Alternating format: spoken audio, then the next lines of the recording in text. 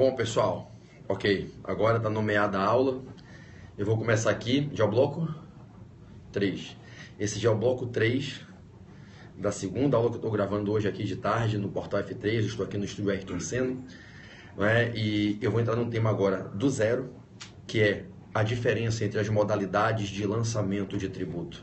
Agora eu vou começar a conversar com vocês sobre o que é lançamento de ofício, o que é lançamento, né, por declaração, o que é lançamento por homologação.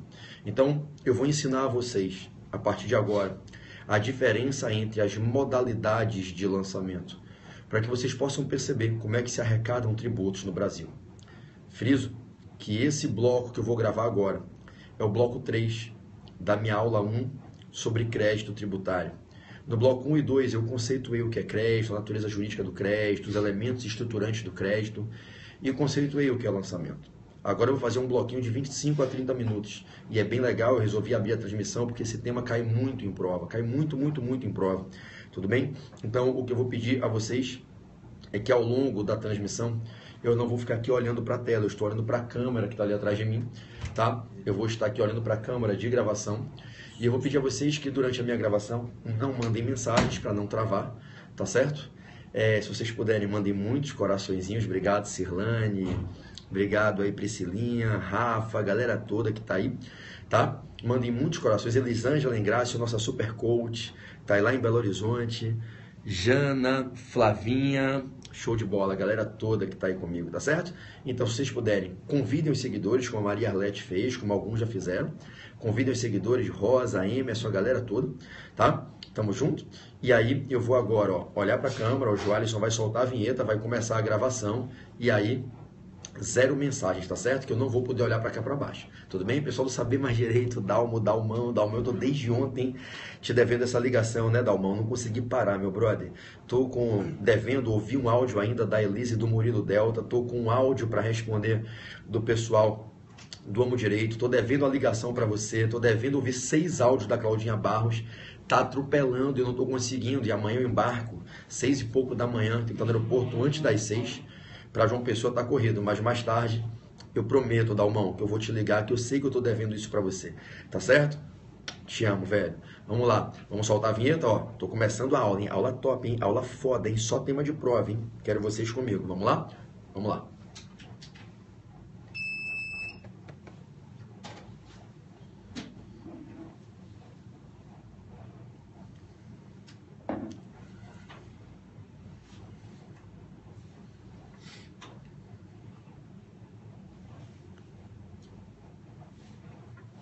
Puta que pariu, foi mal. Você entrou com a vinheta, eu tava aqui fazendo um gesto, foi mal.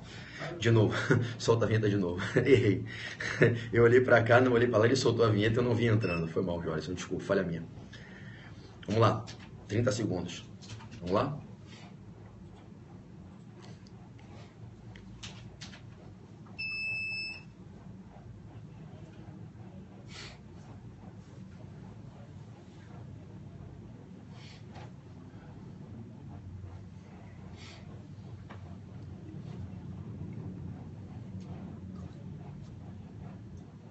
Vamos lá, pessoal.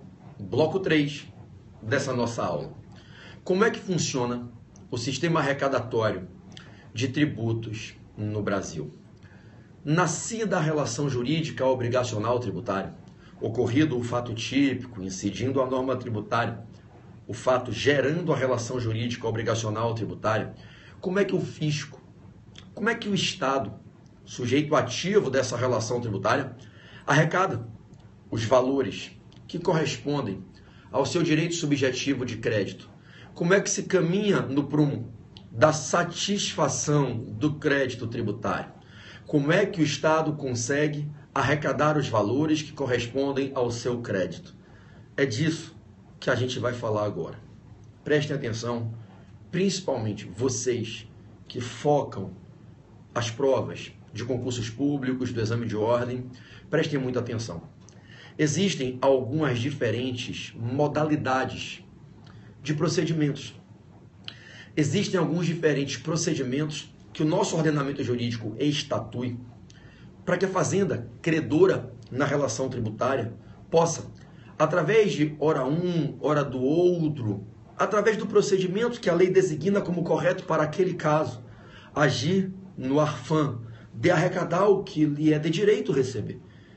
A esses procedimentos que viabilizam a formalização da cobrança e da arrecadação, a gente vai chamar lançamento. Os procedimentos de lançamento. Os procedimentos por via dos quais a administração credora, na relação tributária, agirá empreendendo os comportamentos corretos para viabilizar que se consiga a arrecadação dos valores que são devidos pelo sujeito passivo e essas verbas ingressem nos cofres públicos, satisfazendo o direito de crédito que o Estado adquire na relação tributária. Tome nota nos seus apontamentos que a doutrina criou alguns apelidos. O legislador até repete em certos momentos para apelidar esses diferentes procedimentos.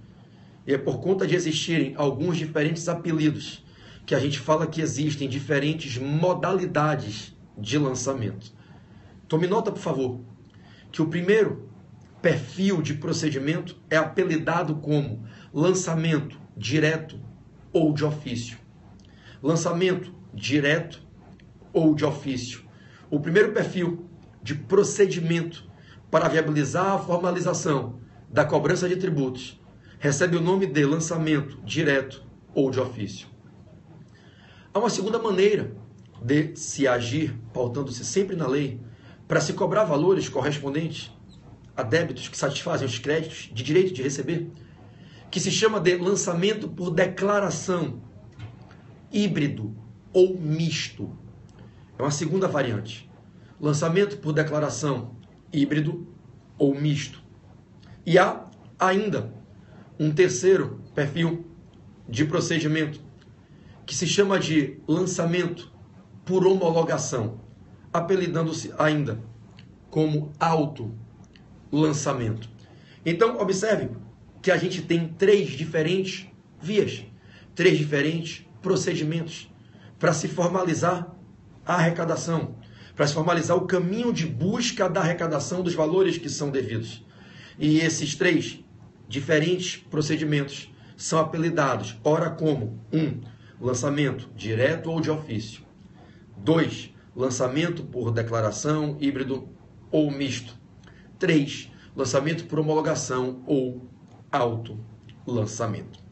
Meus amados, dentro desses três procedimentos que eu vou explicar a vocês como é que funciona cada um, para que vocês nunca errem isso nas provas. O mais técnico é o primeiro. O mais técnico e, se fosse possível, é o que deveria acontecer sempre, é o tal do lançamento direto ou de ofício. O menos técnico, que é o mais imperfeito, o que tem a maior potencialidade de chance de fomentar erros e falhas, é o último, é o lançamento por homologação, também chamado auto-lançamento. Não obstante, de fato, assim seja. Aquele que é o mais técnico, que é o lançamento direto ou de ofício, é o que é mais raro.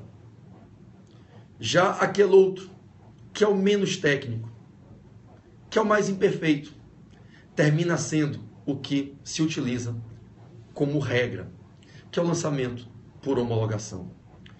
Como regra, no Brasil, o sistema arrecadatório, ele é trabalhado através do procedimento, que eu vou explicar no que consiste ele, apelidado como lançamento por homologação.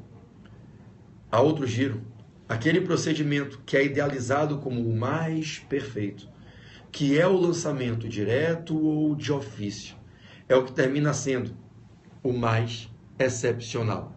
É aquele que não é a regra no caso concreto. Bom, vamos entender esses três procedimentos. Começando pelo primeiro, que é, não tenha dúvida, o mais técnico. O lançamento direto ou de ofício. Como é que funciona esse tal desse procedimento? Que, não obstante, como eu disse há pouco, seja mais excepcional, é o que, se possível fosse, seria o ideal. O lançamento direto ou de ofício, como aquele lançamento mais técnico. Como é que ele funciona? Prestem atenção.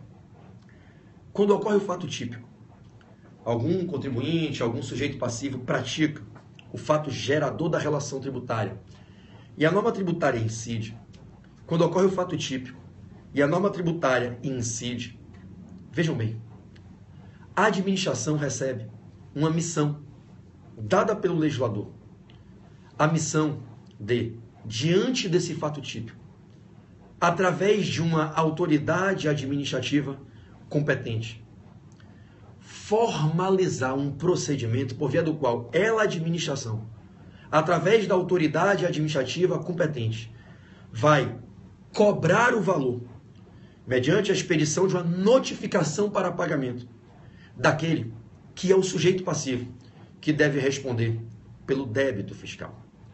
O tal do procedimento, que é chamado de lançamento direto ou de ofício, ele se caracteriza pelos seguintes aspectos. Quando ocorre o fato típico e a norma tributária incide, e esse fato gera a relação jurídica obrigacional tributária, a lei determina uma obrigação à administração. A administração, através de uma autoridade administrativa competente, deverá instaurar, diante da ocorrência do fato típico, um procedimento. Um procedimento que ela, de ofício, deve instaurar, sem que haja qualquer participação do administrado, sem que haja necessidade de qualquer declaração ou comportamento do administrado, sem que haja uma provocação do sujeito passivo. A administração, diretamente, de ofício, deve, diante da ocorrência do fato típico, instaurar um procedimento. Esse procedimento, que a gente vai chamar de lançamento direto ou de ofício, ele é estruturado em 3 momentos. Preste atenção para aprender. Esse procedimento, chamado lançamento direto ou de ofício, ele passa por 3 momentos. Primeiramente, o agente fazendário competente, ele vai fazer o que a gente chama de controle de tipicidade.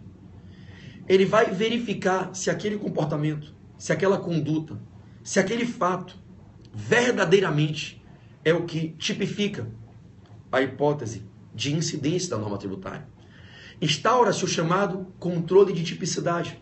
Afinal, o agente público que atua no setor fazendário, responsável pelo lançamento, não vai expedir uma notificação cobrando certa quantia de alguém se não tiver a certeza absoluta que aquele valor é de fato devido, porque a norma tributária efetivamente incidiu, porque o fato é verdadeiramente típico. A primeira das 3 etapas que guiam o procedimento é essa etapa em que se faz o controle de tipicidade, em que se avalia se o comportamento que se está analisando como passível de tributação é verdadeiramente aquele que tipifica a hipótese de incidência da norma legal. Se realmente se estiver diante do fato típico, parte-se para a segunda etapa do procedimento. Convencida a autoridade administrativa de que houve fato típico, o que ela deve fazer? Daí em diante, ela vai fazer o encontro, o encaixe, o confrontamento desse fato típico com a norma legal tributária. Ela vai pegar a norma que está na lei e vai aplicá-la ao fato típico.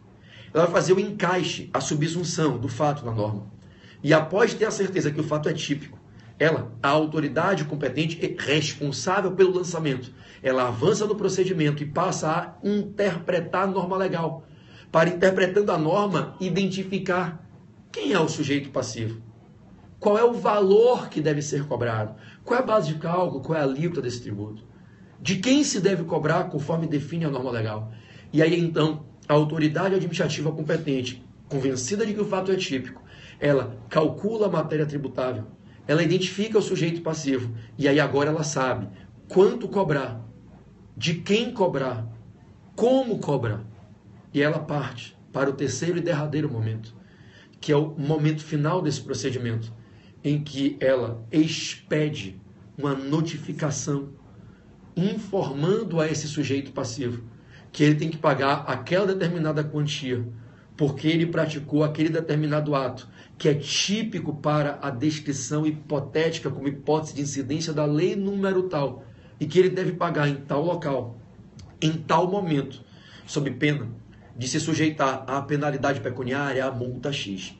E aí o terceiro momento desse procedimento tríade é a expedição da notificação para pagamento. Observe a trilogia. No primeiro momento, a autoridade administrativa competente verifica se o fato verdadeiramente é típico. Convencendo-se que há tipicidade, exaurindo o controle de tipicidade, ela parte para o segundo momento. Ela vai fazer a interpretação da norma legal. Para, interpretando a norma legal, identificar qual é a matéria tributável, calcular o montante, identificar o sujeito passivo. E aí culmina-se o procedimento com a terceira etapa, que é a formalização da notificação para pagamento. Esse procedimento, composto por essas três etapas, é o que se chama de lançamento direto ou de ofício.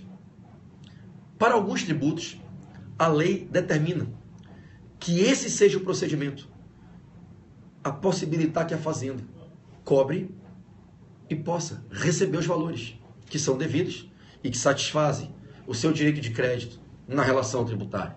Para alguns tributos, a lei estabelece que essa será a regra. Para alguns tributos, a lei determina que a Fazenda, através da autoridade administrativa competente, instaure o procedimento de lançamento e ela, de ofício, diretamente, formalize a cobrança. Por que se diz que esse procedimento é o mais técnico? É simples entender. Porque se a arrecadação tributária emana de um procedimento como esse, nesse procedimento, quem conduz todo o seu feitio é um agente público, em regra, concursado, capacitado, alfabetizado, que conhece a lei, que trabalha com isso todo dia. Então a margem de erro é menor. Porque quem interpreta a lei, identifica a matéria tributável, calcula o montante, identifica quem é o sujeito passivo para formalizar a notificação, estipula ali qual é o prazo para o pagamento nos termos que a legislação define, é um agente público concursado, capacitado, técnico. Daí se dizer que o lançamento direto ou de ofício traduz um procedimento técnico, bem feito, que não é que ele não possa ter margem de erro, todo ser humano é passível de erro, inclusive a própria lei pode induzir a erro, mas é menor a margem de erro. Aí você vai dizer, professor, ora, se o lançamento é um procedimento, se o lançamento de ofício é um procedimento mais técnico, é um procedimento que realmente minimiza a margem de erro, porque é feito por um agente público competente, qualificado, por que então não se adota ele em toda e qualquer relação tributária? Por que o lançamento de ofício é o mais técnico e é o mais raro? Por que para a maioria dos tributos que incidem, por que na maioria das relações jurídico-obrigacionais tributárias que nascem, o lançamento de ofício não é a regra? Por que a regra não é o lançamento de ofício, já que é tão técnico? Entendam. Vocês agora vão aprender qual é a lacuna que existe, qual é a falha que fica, e aí vocês vão compreender por que o sistema arrecadatório de tributos no Brasil não faz do lançamento de ofício o procedimento mais usual. É simples. Para que a autoridade administrativa possa lançar de ofício, é imprescindível que ela esteja vendo o acontecimento que é o fato típico. Para que então ela possa, diante da perceptibilidade que está acontecendo aquele feito, avaliar se realmente o feito é o fato típico, para então interpretar a norma legal, calcular o montante e pedir a notificação. Mas ela tem que ver o fato típico. Entenda.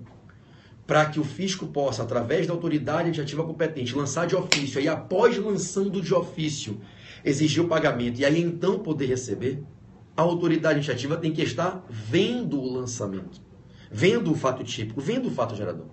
E qual é o problema? É que a imensa maioria dos fatos típicos que acontecem no país, e eu diria no mundo, a imensa maioria dos fatos geradores das relações tributárias são imperceptíveis às lentes fiscais. A autoridade administrativa não vê o fato típico acontecendo. Ela não consegue enxergar os fatos típicos que pipocam todo dia em cada esquina, em cada cidade do estado, do país inteiro, a todo momento.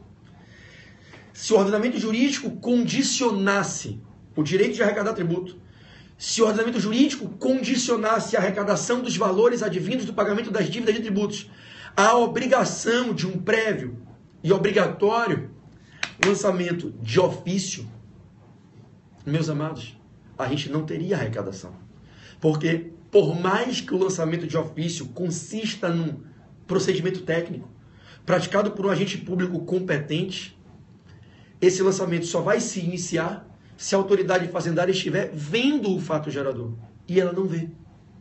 Permitam-me exemplificar. O imposto mais importante para um município é o ISS. O ISS é a principal fonte de sustentabilidade de qualquer município do país.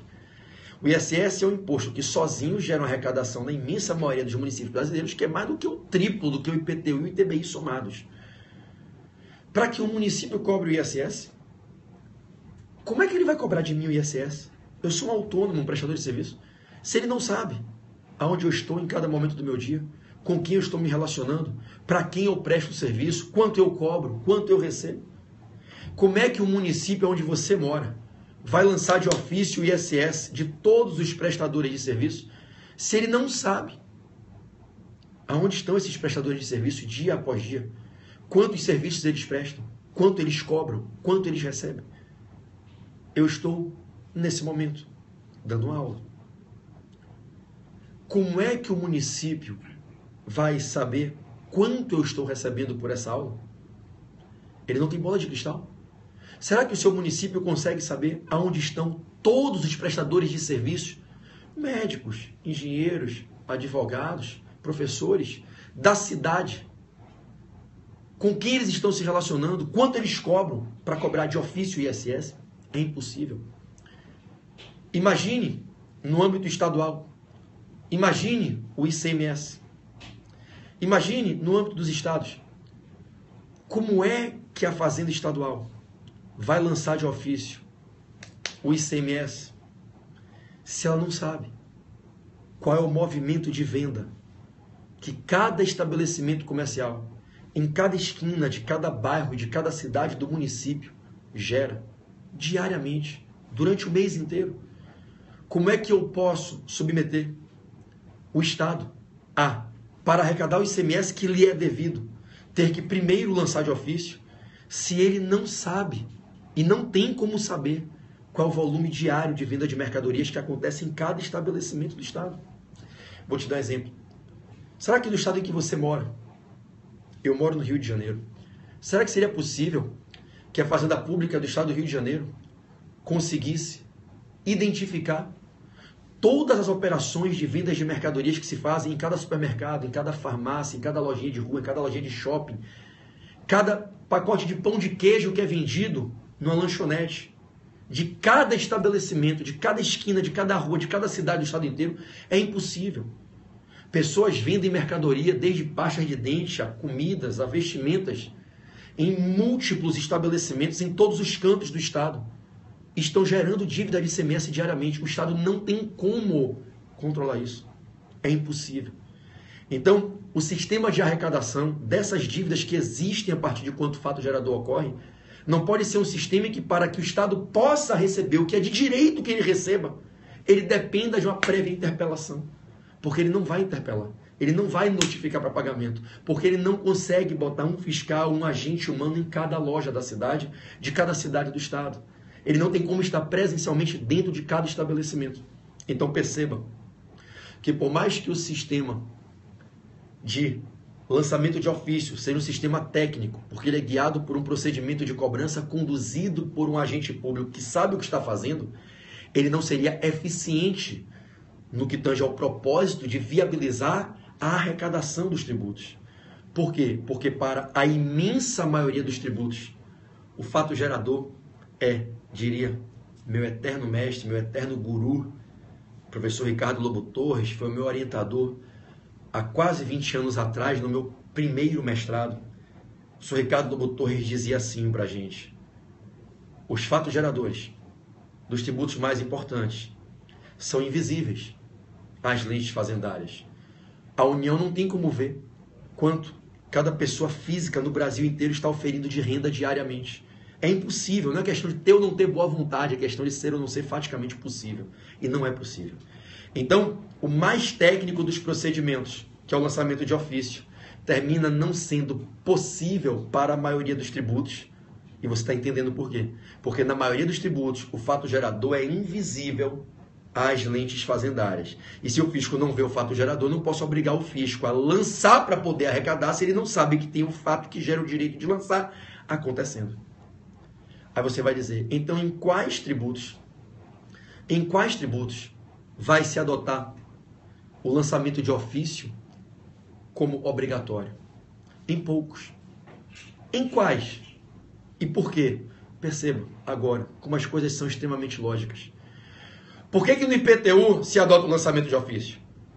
Por que nas taxas, nas contribuições de melhoria, no IPVA, se adota o lançamento de ofício? Por quê?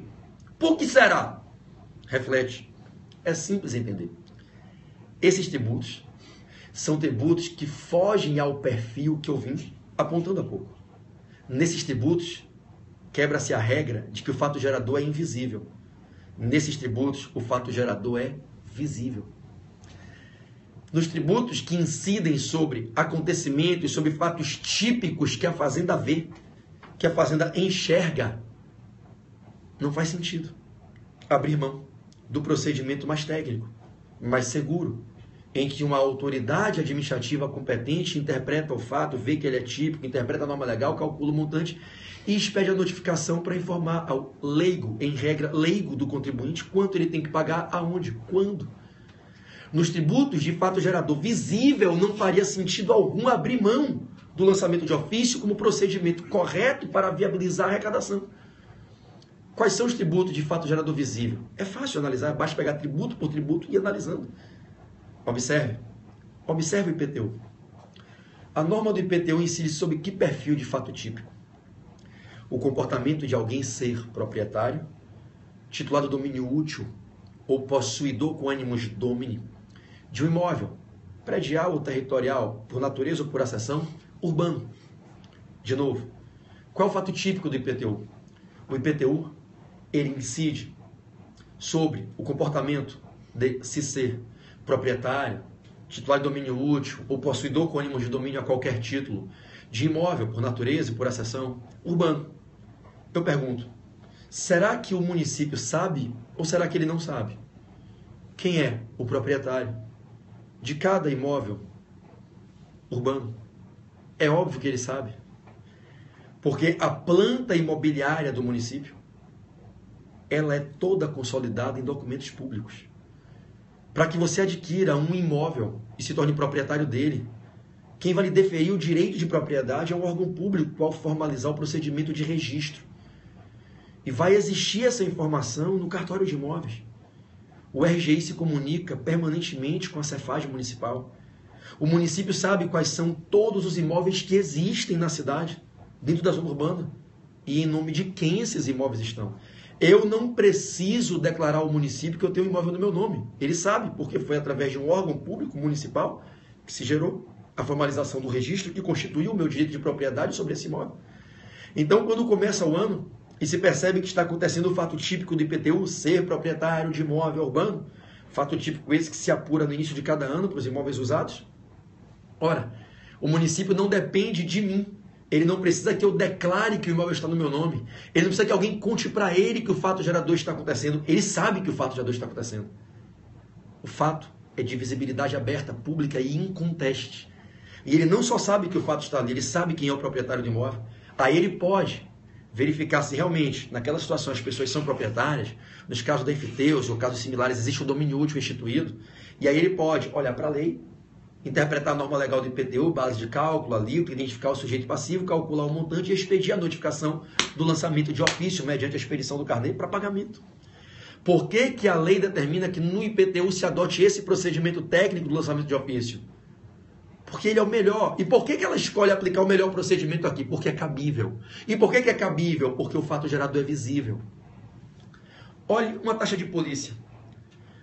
Quando é que o município, ou o Estado, ou o DF, ou a União cobrarão uma taxa de polícia? Quando exercem poder de polícia fiscalizando certas pessoas. E aí cobram a taxa de polícia para buscar exigir dessas pessoas que foram fiscalizadas que retribuam aos cofres públicos a quantia referente ao custo do poder de polícia empreendido sobre elas. Será que as pessoas que foram fiscalizadas precisam dizer ao poder público que elas foram fiscalizadas? Não. É o poder público quem fiscaliza elas. Se o poder público fiscaliza aquele segmento de mercado, aquele grupo de pessoas, ele sabe exatamente quem ele está fiscalizando. Ele tem a informação, ele sabe, é ele quem pratica o fato gerador, exercer o poder de polícia. Então ele não precisa da participação desse administrado. Ele não depende dessa informação para poder proceder à cobrança. O fato gerador é visível. Ele sabe da ocorrência do fato gerador. Olhe na taxa de serviço. O poder público coloca à disposição de um grupo de pessoas o serviço público específico e divisível. Ele, poder público, sabe a quem ele está oferecendo o serviço. Ele sabe quem são os destinatários com nome, CPF, endereço, identidade. Ninguém precisa contar para ele, para quem ele está disponibilizando o serviço. Ele sabe. Então, se o poder público sabe a quem ele está oferecendo o serviço, ele está vendo o fato gerador acontecer, ele quem pratica, prestar efetivamente o serviço, colocar à disposição, ele não precisa de nenhuma informação de terceiros para poder promover a cobrança. Veja, no exemplo do IPVA, você precisa declarar ao Estado que você tem um carro licenciado no Detran do Estado? Não! Quem formalizou seu Renavan, homologou a licença do seu veículo foi o Estado. O Estado sabe qual é a frota de veículos oficialmente cadastrada dentro do seu próprio Estado. Ele não precisa que você todo ano venha declarar para ele que você tem um veículo automotor terrestre. Ele sabe, é ele quem formaliza a licença para que você possa usar aquele veículo. A emissão do número da sua placa, a concessão do seu Renavan. Então eu não preciso dizer ao Estado, eu pratiquei o fato gerador. Ele sabe. Ele sabe quais são todos os veículos que estão oficialmente cadastrados na frota. E por ter essa visão do fato gerador, ele pode de ofício expedir a tabela do IPVA e formalizar um lançamento. Percebe? Então aprendam. Quando a gente fala de tributos que possuem um fato gerador visível, que a administração consegue enxergar, ela sabe que está acontecendo, quem está praticando, não faz sentido algum abrir mão do procedimento mais técnico de arrecadação, que é o procedimento do lançamento de ofício. Daí se dizer que se adota o lançamento de ofício como procedimento obrigatório para viabilizar a arrecadação dos valores devidos nesses tributos de fato gerador visível.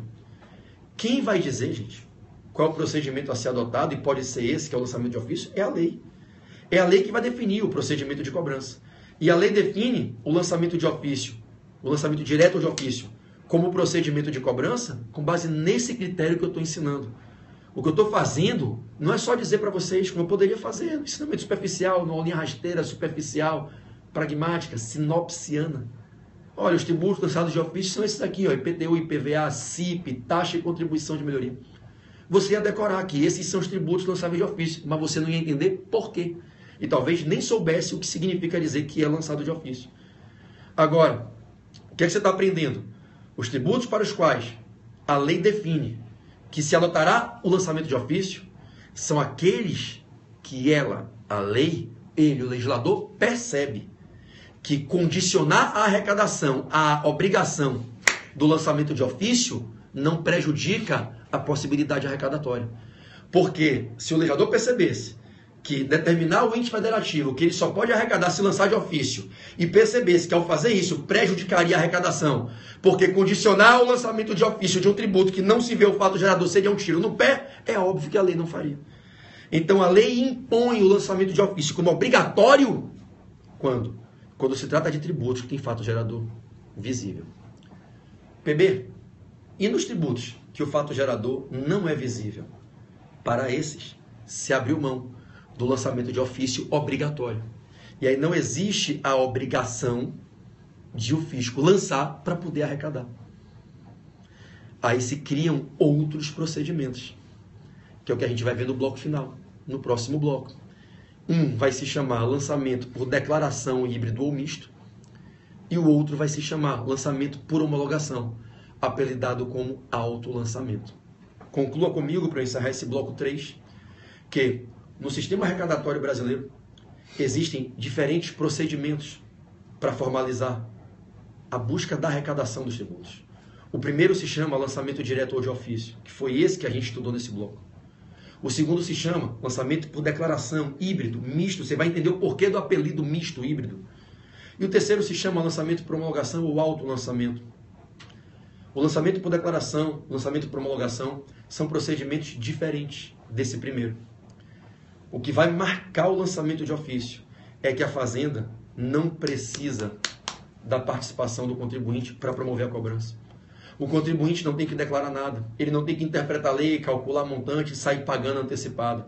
Nos tributos sujeitos ao lançamento de ofício obrigatório, a lei diz, ocorrido o fato gerador, a Fazenda tem que lançar, e enquanto a Fazenda não lançar, o contribuinte não é obrigado a pagar. Agora, para os tributos em que o fato gerador não é visível, a gente vai no próximo bloco aprender o que é lançamento por declaração e o que é lançamento por homologação. Tudo bem? Para fechar esse bloco, guarde uma verdade. Nem para todos os tributos é obrigatório o lançamento de ofício, ainda que ele seja o mais técnico. Ele é obrigatório em alguns tributos. Agora, como você vai aprender na conclusão do bloco final, que é o próximo, você vai aprender uma verdade, que ela em provas de concurso ela é terrível, ela derruba muita gente. Você vai aprender que todo tributo pode ser lançado de ofício. Pode. Mas nem todo tributo deve ser lançado de ofício. A administração não é obrigada a lançar um imposto de renda de ofício. Eu até diria que até 30 de abril ela não pode. Mas a partir de 1º de maio, se o contribuinte não declarar e não pagar, aí ela passa a poder. Alguns tributos não devem ser lançados de ofício, mas depender de alguns acontecimentos, da sonegação, do erro, eles podem ser lançados de ofício. Ao final do próximo bloco você vai entender, quando a gente chegar no momento da conclusão, que alguns tributos devem ser lançados de ofício, outros não devem, mas todos podem ser lançados de ofício. Uma coisa é fazer da poder, uma coisa ela tem a obrigação de fazer. Então, poucos são os tributos em que o lançamento de ofício é obrigatório, em que existe a obrigação do lançamento de ofício. Ou a Fazenda lança de ofício, ou ela não arrecada. São os tributos sujeitos ao lançamento de ofício. Deve existir o lançamento de ofício. Se a Fazenda não fizer, não poderá arrecadar. Entenderam? Vamos para o próximo bloco. E aí, moçada? Tudo bem? Eu percebi isso, até me desconcentrou bastante aqui durante a explicação, que havia, né, algumas pessoas aí conturbando, né? E terminou que me tirou um pouquinho do foco em alguns momentos e me desconcentrou muito, né? Espero que vocês tenham entendido a explicação sobre o lançamento de ofício, né? Por que alguns tributos se lançam de ofício? Se fosse possível, todo tributo seria lançado de ofício, porque ele é o lançamento mais técnico que existe. Mas, infelizmente, para condicionar o tributo a um lançamento de ofício, a Fazenda tem que ver o fato gerador, né? Então, nem todo tributo a gente tem a obrigação do lançamento de ofício.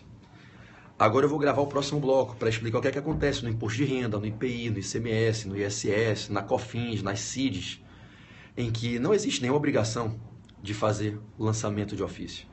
Aliás, se eu chegar e pagar meu ISS no mês que vem certinho, nunca vai sequer nascer direito de lançar de ofício, né? Então, vejam que no próximo bloco aqui, que vai ser o bloco 4, o que eu vou ensinar é o que é o sistema de arrecadação através do lançamento por declaração. O que é o sistema de arrecadação através do lançamento por homologação. Entendeu?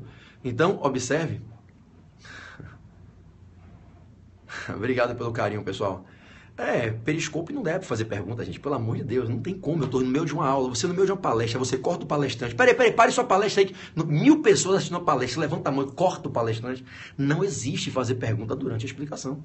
Pelo amor de Deus, né? Mas é normal, o Periscope está chegando, a galera está começando a pegar esse entendimento, essa educação do Periscope agora, né? É óbvio que quando a gente está no meio de uma aula, eu tô aqui dando aula, pô. Um aluno chega na sala e levanta a mão, eu vou fingir que não vi, eu não vou parar a aula, tem 1000 pessoas assistindo, porque o cara tá com dúvida, anota, pô. Depois vai pro livro pesquisar. Se o professor tiver tempo e possibilidade, ele te ajuda e te responde. Eu normalmente respondo. Se não tem, porra, pega o livro e vai estudar, pô. Quando eu era concurseiro, nunca fiquei perturbando meus professores. O cara tava dando aula, eu tava copiando, o que eu não entendi, eu anotava. Se eu pudesse tirar dúvida com ele, eu tirava. Se não desse, é claro que eu ia entender, pô. O cara não tem nem obrigação de me atender particularmente, ele não é meu consultor particular, ele tá ali dando a aula. Se eu não entendi, eu vou para um livro pesquisar, vou procurar a resposta, né? Normal, né? Espero que vocês tenham entendido. Quem não entendeu, eu me coloco à disposição para depois, se me mandarem uma mensagem, tentar responder, ou no Instagram, no meu Instagram por direct, etc. Tá certo? Tamo junto sempre. Meu objetivo aqui é sempre transmitir para vocês o conhecimento que vem aí de quase 20 anos acumulado, dando aula todos os dias da minha vida, né? Amo vocês, oh, que beleza. Ah, o Souza, te amo, te aguardando em Salvador. Pô, eu vou estar em Salvador quinta-feira, hein? Quinta-feira, 10 horas da manhã no Farol da Barra. Vocês terem ideia? Amanhã eu saio de casa umas 5 e pouco, vou para o aeroporto, embarco cedinho para João Pessoa, chego em João Pessoa, tenho 3 reuniões em João Pessoa, aí depois vou para o evento lá, vou para a revisão lá, do pessoal lá de João Pessoa, fecho a revisão até 10 e porrada da noite, aí vou pro hotel, durmo até 4 da manhã, 4 e meia da manhã eu vou de táxi para Recife, para pegar o voo para Salvador em Recife, aí saio de Recife 7 e pouco da manhã, aí pouso em Salvador, acho que umas 9 e pouquinho, aí vou direto pro Farol da Barra, fazer o Lection The Beach aí em Salvador no Farol da Barra, aula no gramado do Farol da Barra aberta, vai ser lindo, aula top no gramado do Farol da Barra, 10 horas da manhã, de tarde eu já volto pro Rio, né, e chego no Rio, pego minha esposa e meus filhos, pego o carro, vou pegar a estrada que a gente vai para um hotel fazenda aqui no interior do Rio, né? Brincadeira é loucura, né? É guerra, meu irmão. É assim a vida, né, velho? A vida é um tatame. Ou você é guerreiro ou a vida te atropela, né? Brasília, o pessoal que tá perguntando, eu já tô com 2 alunos marcados em Brasília. Eu vou estar em Brasília no dia 1º, sexta-feira, 1º de abril, e sábado, dia 2, na revisão final de véspera da UAB. E depois eu volto a Brasília no dia 16 pro aulão de carreiras policiais com o pessoal do Saber Mais Direito. Vamos estar aí eu, Cláudia Barros, Angélica Gliotti, Marcelo Machado, a galera aqui, tropa de elite do portal, mas meus irmãozinhos queridos, Pedro Medula, delegado Tiago, Sérgio Baltzer, uma galera top, monstra, vai estar junto aí, né? E isso, o QG dos Titãs, Mitila, lá em Brasília, dia 16. Então eu vou estar em Brasília agora na revisão do AB, a revisão do AB é gratuita. É lá no Projeção em Taguatinga, no auditório da Faculdade de Projeção em Taguatinga, sexta de noite e sábado, vai lotar, velho. Eu tenho um público grande aí em Brasília, os amigos também, os professores também, vai lotar. João Pessoa, eu tô amanhã. Amanhã eu vou estar em João Pessoa, é o evento do curso Veritas, né, que vai ser aí no TCE, eu tô indo como convidado e vou estar aí. Manaus, galera, vocês sabem que eu amo Manaus, né? Vocês sabem que Manaus é meu xodó, né? O povo manauara aí mora em meu coração. Eu vou a Manaus todo semestre fazer um aulão lá na Uninorte. Todo semestre eu estou na Uninorte dando um aulão. É verdade que no semestre passado não deu para eu ir, mas ainda esse semestre eu irei.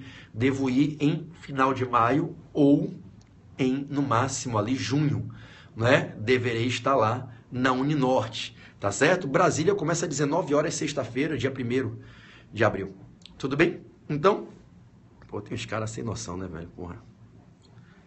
Pelo amor de Deus, né? Enfim, é isso. Eu agora vou seguir aqui, tá certo?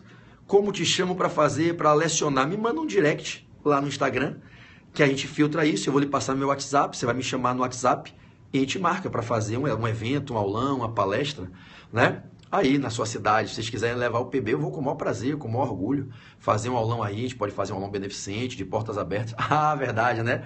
Então, eu anunciei na última, eu tô de quê? O que é que vocês acham? Tô com a camisa, tô com a calça da camisa, do terno, tô de calça de risco de giz, tô de calça jeans, de bermuda ou de short, o que é que vocês acham? Vamos ver quem vai acertar. Bermuda? Bermuda? Bermuda? Caraca, ninguém acha que eu tô com a parte de baixo do terno? Terno e short, bermuda, short. Pô, tô sem moral com a galera ali, ninguém acredita que eu tô de terno, não? Não tô de terno? Não? Vocês acham mesmo que eu não estaria de terno? Rapaz, meu povo me conhece mesmo, né? Eu tô de short. Aqui, ó. Tô de short.